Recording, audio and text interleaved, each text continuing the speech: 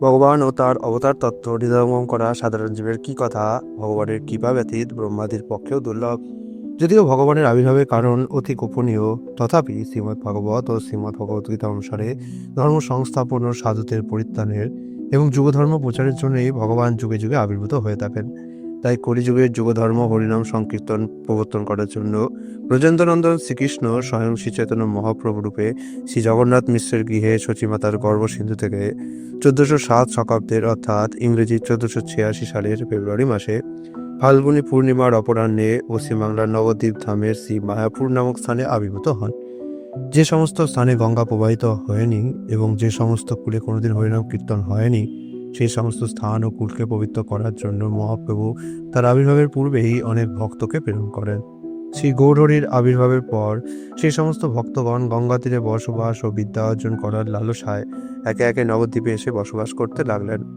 সে সময় নবদ্বীপ অত্যন্ত সমৃদ্ধময় ছিল। গঙ্গার প্রতি ঘাটে লক্ষ লক্ষ মানুষ স্নান করত।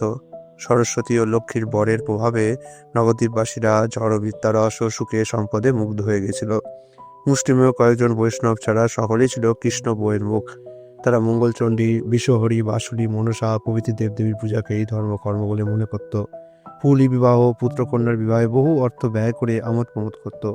তাদের মধ্যে যদি কেউ গীতা ভাগবতের পাঠ করতেন, তারাও কৃষ্ণ ভক্তির ব্যাখ্যা করতেন না। যারা বৈরাগী ও তপস্বী, তাদের মুখে হরিনাম কীর্তন শোনা যেত না। যারা সুকৃতিবান ছিলেন, তারা স্নানের সময় কেবল গোবিন্দ আদি ভগবানের নাম উচ্চারণ করতেন। কেবলমাত্র শ্রী অদ্বৈত আচার্য প্রভু শিবাসাথী মুষ্টিমেয় শুদ্ধ ভক্তগণের সঙ্গে কৃষ্ণ পূজা, গঙ্গা স্নান ও কৃষ্ণকথা হরিনাম সংকীর্তন করতেন। কিন্তু পাষণ্ডীগণ ভগবত ভক্তগণকে দর্শন করে উপহাস ও নির্যাতন করায় অদ্বৈত আচার্য প্রভু ব্যথিত হৃদয়ে বৈষ্ণবগণের মনোবেদনা দূর করবার জন্য ভগবান শ্রীকৃষ্ণকে জগতীর্ণ অবতীর্ণ হওয়ার জন্য দৃঢ় প্রতিজ্ঞা সহকারে গঙ্গাজল ও তুলসী দিয়ে শ্রীকৃষ্ণের অর্চন করতে লাগলেন।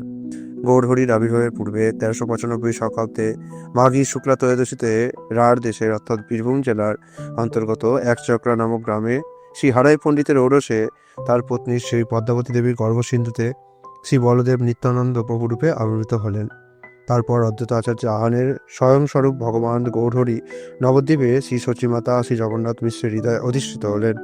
ব্রহ্মা ও শিব আদি দেবগণ তা জানতে পেরে সচিমাতার গর্ভসিন্ধুকে প্রতিদিন স্তুতি করতে লাগলেন।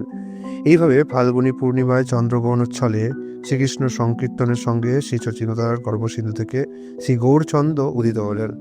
তারপর উৎসব, আনন্দ, মঙ্গল জয়ধ্বনি সমগ্র ব্রহ্মাণ্ডে শোনা যেতে লাগলো এবং দেবগণের নররূপে শচীগৃহে আগমন ও গৌরহরি দর্শন প্রভৃতি বিষয় প্রথম অধ্যায়ে আমরা বর্ণিত হতে দেখতে পাই। শ্রী চৈতন্য মহাপ্রভুর আবির্ভাবের আগে চন্দ্রগ্রহণের ছলে হরি সংকীর্তন প্রচার করে এই জগতে আবির্ভূত হলেন। এমনকি যারা জন্মেও কোনোদিন ভুলবশত হরিনাম করেননি, তারাও সেদিন উচ্চস্বরে হরিনাম করতে করতে গঙ্গা স্নান করলেন। 10 দিক হরিধ্বনিতে পূর্ণ হলো। জগন্নাথ মিশ্রের গৃহে পুত্র জন্মগ্রহণ করেছে জেনে প্রতিবেশীগণ ও আত্মীয় স্বজনবৃন্দ তার গৃহে আসতে লাগলেন। শচীমাতার পিতৃদেব নীলাম্বর চক্রবর্তী ছিলেন এক মহান জ্যোতির্বিদ। তিনি জন্মলগ্ন দেখে বললেন যে এই বালক সর্বগুণে গুণান্বিত হবে এবং বিদ্যায় বৃহস্পতিকেও পরাজিত করবে। অপর এক বিপ্র মহাজন শ্রী মহাপ্রভুকে দর্শন করে বলতে লাগলেন যে এই শিশু সাক্ষাৎ নারায়ণ। এই শিশু ভাগবত ধর্মের স্থাপন ও প্রচার করার মাধ্যমে সর্বজগৎকে উদ্ধার করবে এবং শিব সুখাদির আকাঙ্ক্ষিত বস্তু প্রদান করবে। এমনকি যবনেরাও এর শ্রীচরণ ভজনা করবেন। অনন্ত ব্রহ্মাণ্ডব্যাপী এই শিশুর যশ কীর্তিত হবে। এই বালক শ্রী বিশ্বম্বর ও শ্রী নবদ্বীপ চন্দ্র নামে খ্যাত হবেন। বিপ্রবর শ্রী মহাপ্রভুর দিব্যগোষ্ঠী তৈরি করলেন বটে, কিন্তু পরবর্তীতে এই পুত্র যে সন্ন্যাস গ্রহণ করবে তা সচিমাতা ও জগন্নাথ মিশ্রের কাছে গোপন রাখলেন, কারণ এটি শুনলে তারা দুঃখিত হতে পারেন। সে সময় মহাপ্রভুর দুর্লভ শিশুরূপ দর্শনের জন্য স্বর্গের দেবতাগণ সাধারণ মানব স্ত্রীর রূপ ধারণ করে শ্রী মহাপ্রভুর মস্তকে ধান ও দুব্বা দিয়ে চির আয়ু হোক বলে আশীর্বাদ করলেন। সচিমাতা অপূর্ব সৌন্দর্য সমন্বিত দেব নারীদের কিছু জিজ্ঞাসা করতে সক্ষম হলেন না। পরিবর্তে তারা সচিমাতার চরণ ধরে নিলেন। জগন্নাথ মিশ্রের গৃহে এবং নদিয়ায় সর্বত্র এক মহানন্দের উদয় হলো, যা বর্ণনা করা বেদেও অনন্তদেবের পক্ষে অসম্ভব। তখন সর্বত্র হরিধ্বনিতে মুখরিত হলো। শ্রী চৈতন্য মহাপ্রভুর জন্মতিথি ও শ্রীমন নিত্যানন্দ প্রভুর জন্মতিথি অত্যন্ত পবিত্র। এই তিথি ভক্তির সহকারে পালন করলে কৃষ্ণ ভক্তি লাভ হয় ও অবিদ্যার বন্ধন দূর হয় এবং বৈষ্ণব তিথি পালনেরও একই ফল। এই অধ্যায়ের শেষে গ্রন্থকার আশীর্বাদ করেছেন যে যিনি এই চৈতন্য কথা শ্রদ্ধার সঙ্গে শ্রবণ করবেন, তিনি ভক্তি লাভ করবেন এবং শ্রী চৈতন্য মহাপ্রভুর সঙ্গে জন্মে জন্মে অবতরণ করতে পারবে। এরপরের অধ্যায়ে আসছে শ্রী চৈতন্য মহাপ্রভুর নামকরণ ও বাল্য চরিত্র। এই অধ্যায়ে বর্ণনা করা হয়েছে যে গৌরচন্দ্র শ্রী জগন্নাথ মিশ্র ও সচিমাতাকে আনন্দ প্রদান করার জন্য বিভিন্ন বাল্যলীলা করতে লাগলেন। শ্রী বিশ্বরূপ, যিনি স্বয়ং শঙ্কর্ষণ, তিনি গৌরহরিকে কোলে ধারণ করে তার সেবা করছিলেন। আত্মীয় স্বজন ও শচীমাতা বাৎসল্য প্রেমে আপ্লুত হয়ে শিশু গৌরগোপালের রক্ষার জন্য বিষ্ণু রক্ষা, দেবী রক্ষা, নৃসিংহ স্তোত্র, অপরাজিতা স্তোত্র পাঠ করতেন। কিন্তু বালকরূপী গৌরহরি যখন কান্না করতেন, তখন কেবলমাত্র হরে কৃষ্ণ মহামন্ত্র কীর্তন করলেই কান্না থামাতেন। বালকের এই অদ্ভুত ভাব দর্শন করে সকলেই হরে কৃষ্ণ মহামন্ত্র কীর্তন করতেন। এইভাবে হরে কৃষ্ণ মহামন্ত্র কীর্তনের শচীভবন সর্বদা মুখরিত থাকত। যখন গিয়ে শচীমাতা থাকতেন না, তখন গৌরগোপাল যাবতীয় দ্রব্য এলোমেলো করে ফেলতেন। শচীমাতা হতবাক হয়ে যেতেন যে কে এই কাজ করলো, ঘরে তো কেবল 4 মাসের শিশু। জগন্নাথ মিশ্র বুঝতে পারতেন না। ক্রমে ক্রমে শিশুর নামকরণের সময় উপস্থিত হলো। শ্রীলাম্বর চক্রবর্তী, যিনি শচীদেবীর পিতা, সেই সময়ের বিখ্যাত জ্যোতিষীও ছিলেন, তিনি এক আনন্দমুখর দিব্য পরিবেশে শিশুর নামকরণ উৎসব করলেন। তিনি নাম রাখলেন বিশ্বম্বর, এবং যত নারীগণ আছে তার নাম রাখলেন নিমাই। এই নামকরণ উৎসবে বালকের রুচি পরীক্ষা করার জন্য শ্রী জগন্নাথ মিশ্র পুত্রের সঙ্গে ধান্য, স্বর্ণ, খই, রজত ও শ্রীমদ্ ভাগবত রাখলেন। শ্রী চৈতন্য মহাপ্রভু তখন শ্রীমদ্ ভাগবতকে আলিঙ্গন করলেন। এইভাবে তিনি ব্রাহ্মণ ও গুণাবলীর পরিচয় দিলেন।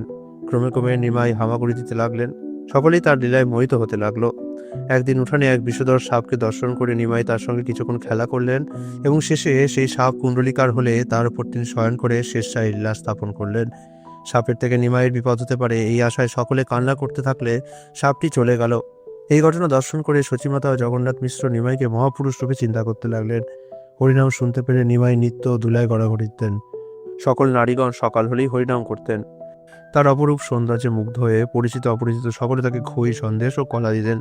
তিনি সেগুলি নিয়ে এসে যে সমস্ত নারীরা হরিনাম করতেন তাদের প্রসাদ রূপে বিতরণ করতেন।